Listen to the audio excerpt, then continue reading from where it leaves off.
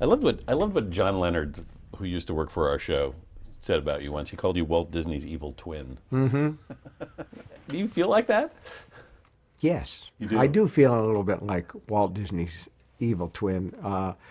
It's, after all, I'm the guy who invented the clown that eats children instead of, making them laugh and jump around. But one of the things that I noticed when I was a kid was that most kids are terrified of clowns. And so, sure, I've created some evil amusement parks. In fact, I have an amusement park book called Joyland that's going to come out in June, and it's got a haunted house, if you will, the fun house.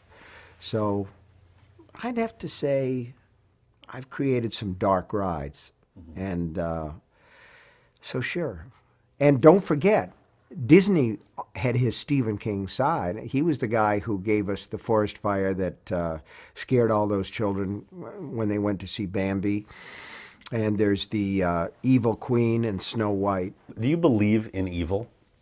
Yeah, I You do. do. You do. I do. I think the real question is where it comes from, whether there's an outside evil. If you take a movie like The Exorcist, there's something comforting about the idea that that little girl pushed the movie director out of the window and killed him because she was inhabited by the demon Pazuzu. It's a little less comforting to look at the guys who hijacked those airliners and drove them into the World Trade Center when you say, well, there weren't demons involved with that, but there was this crazy idea of religion. So I've always wrestled with the idea of inside evil versus outside evil. And a good example of that is Adolf Hitler. Where did he come from, and how much of what he had just sort of infected the German people for a period of time? How do you deal with evil like that on a scale like that?